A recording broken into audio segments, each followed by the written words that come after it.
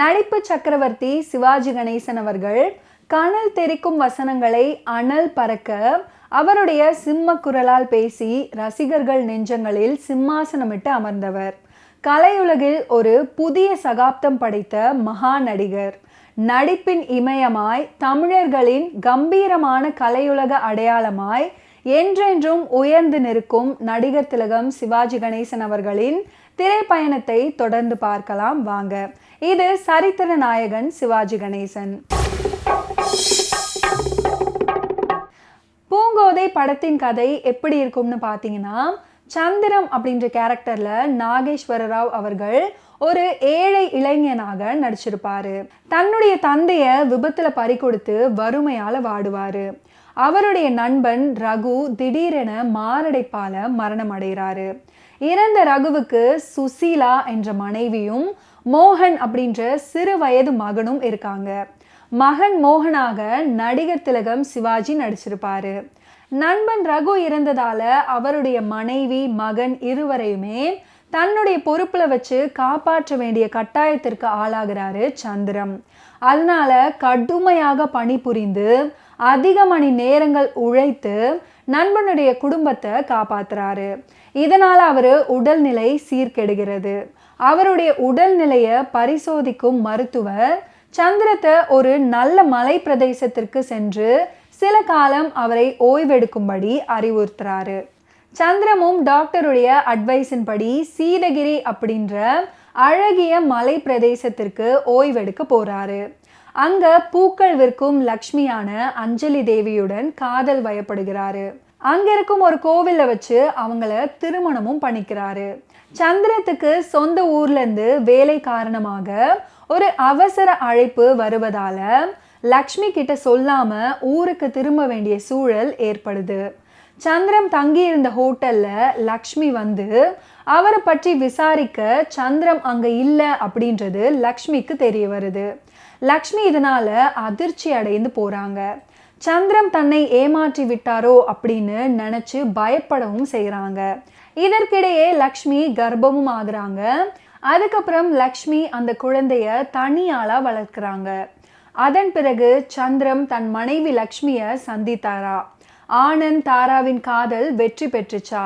சந்திரமும் லக்ஷ்மியும் மீண்டும் ஒன்று சேர்ந்தாங்களா இல்லையா போன்ற கேள்விகளுக்கு சில திருப்பங்களுடன் கூடிய கிளைமேக்ஸ் பதில் சொல்லுது. பரதேசி எனும் பூங்கோதை படம் பற்றிய பல இன்ட்ரெஸ்டிங் அண்ட் சுவாரஸ்யமான தகவல்கள் இருக்கு. நடிகர் திலகத்தின் முதல் நேரடி தெலுங்கு படம் இது. தெலுங்கு பட உலகின் முடிசூடா நாயகர் அக்கினேனி நாகேஸ்வர ராவ் அவர்களுடன் நடிகர் திலகம் இணைந்து நடித்த முதல் படமும் இதுதான். பிரபல இயக்குனரான திரு LV பிரசாத் அவர்கள், அஞ்சலி தேவி இவர்களுடன் சிவாஜி கணேசன் அவர்கள் இணைந்து நடித்த முதல் படமும் இதுதான். பரதேசி அப்படின்ற தெலுங்கு படத்துக்கு தமிழ்ல பூங்கோதை அப்படின்னு பெயர் வைக்கப்பட்டது. நாகேஸ்வர ராவ் வளர்ப்பு மகனாக வரும் ஆனந்த் கதாபாத்திரத்துக்கு சிவாஜி அப்படின்ற அந்த புது பையன் நன்கு பொருந்துவார் அப்படின்னு அஞ்சலி தேவி சிவாஜியின் பராசக்தி படத்தின் நடிப்பை பார்த்து முடிவெடுத்தாங்க. சிவாஜியை தனியா அழைச்சு பூங்கோதை படத்தில் நடிக்க ஒப்பந்தம் செய்து கொண்டாங்க. முதல் தொகையாக ஒரு நல்ல தொகையை கொடுத்து சிவாஜியை மகிழ்வித்தாங்க அஞ்சலி தேவி அவர்கள். சிவாஜியும் அற்புதமாக பூங்கோதை படத்துல நடிச்சு கொடுத்தாரு. இதற்கிடையில பரதேசி தெலுங்கு படத்துக்காக வேற ஒரு தெலுங்கு நடிகர் ஒப்பந்தம் பண்ணியிருந்தாங்க. அவருடைய நடிப்பு LV பிரசாத்துக்கும் அஞ்சலி தேவிக்கும் பிடிக்காம போனதால தெலுங்குலையும் சிவாஜியே செஞ்சா நல்லா இருக்குமே அப்படின்னு அஞ்சலி தேவி சிவாஜி கிட்ட கேட்க சிவாஜி கொஞ்சம் தயங்கினாரு. நான் நடிக்க போகும் கதாபாத்திரத்துக்கு நீங்க ஏற்கனவே ஒப்பந்தம் பண்ணியிருக்கும் அந்த தெலுங்கு நடிகரை எனக்காக நீக்கினா அவர் வருத்தப்படுவாரே அப்படின்னு சிவாஜி அஞ்சலி தேவி கிட்ட சொல்ல, சிவாஜியுடைய பெருந்தன்மையை புரிஞ்சுக்கிட்டு அஞ்சலி தேவி அந்த தெலுங்கு நடிகரின் மனம் புண்படாத வகையில அவங்க கிட்ட போய் பேசி அவரை சமாதானப்படுத்தி அவருக்கு ஒரு தொகையையும் கொடுத்து அவரை நீக்கி அதுக்கப்புறம் சிவாஜியை புக் பண்ணாங்க. பரதேசி படத்துடைய தெலுங்கு அதோடைய தமிழாக்கம் பூங்கோதை 2 மொழி படங்கள்லுமே சிவாஜி திறம்பட நடிச்சிருப்பாரு. சிவாஜி கணேசன் அவர்கள் தெலுங்குல வசனங்களை அருமையாக மனப்பாடம் செஞ்சு பிரமாதமாக தெலுங்கு உச்சரித்து ஆனந்த் அப்படின்ற கதாபாத்திரத்தின் மூலம் தெலுங்கு மக்களின் இதய சிம்மாசனத்துல அமர்ந்தாரு. பக்த துக்காராம் படத்துல நடிச்சதற்காக சிவாஜி கணேசன் அவர்கள் அஞ்சலி தேவி கிட்ட நன்றி உணர்ச்சியின் காரணமாக ஒரு பைசா கூட வாங்கல அப்படின்றது இன்னொரு சுவாரஸ்யமான செய்தி.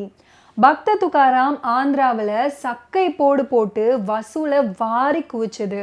நடிகர் திலகம் அதுக்கப்புறம் முதல் டெலிவிஷன் தொடராக பம்பாய் தூர்தர்ஷனுக்கு சத்ரபதி சிவாஜி அப்படின்ற நாடகத்தை நடிச்சு கொடுத்திருந்தாரு.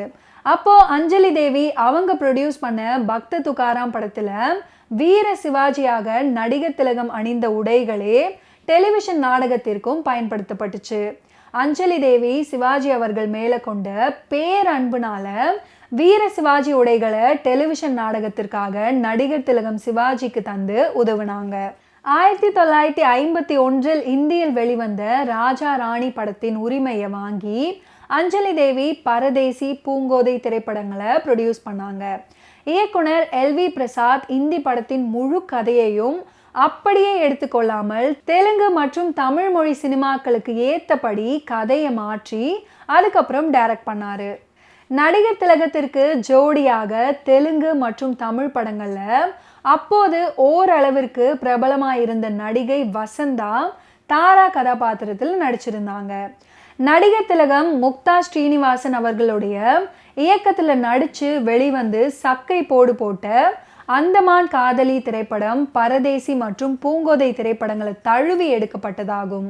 தெலுங்குல நாகேஸ்வர ராவ் ஏற்ற கதாபாத்திரத்தை அந்தமான் காதலியில் நடிகர் திலகமும், அஞ்சலி தேவி கதாபாத்திரத்தை நடிகை சுஜாதாவும், நடிகர் திலகத்தின் ஆனந்த் கதாபாத்திரத்தை தெலுங்கு குணச்சித்திர நடிகர் சந்திரமோகனும், தாரா கதாபாத்திரத்தை நடிகை கவிதாவும், ரங்கடு பாத்திரத்தை நடிகர் செந்தாமரையும் சிறு சிறு பாத்திர மாறுதல்களுடன் ஏற்று நடிச்சிருப்பாங்க. பரதேசி, பூங்கோதை இரு படங்களும் சிவாஜி அவர்களின் படங்கள்ல மிக மிக அபூர்வமான படங்கள். இந்த படங்களை பெரும்பாலானோர் பார்த்திருப்பதே அரிது. தென்னிந்திய திரைப்பட வரலாற்றிலேயே முதலாக ஸ்லோ மோஷன் காட்சி அறிமுகமானது இந்த படத்துல தான். சாகுந்தலை நாட்டிய நாடக காட்சியில ஸ்லோ மோஷன் காட்சி காண்பிக்கப்பட்டுச்சாம்.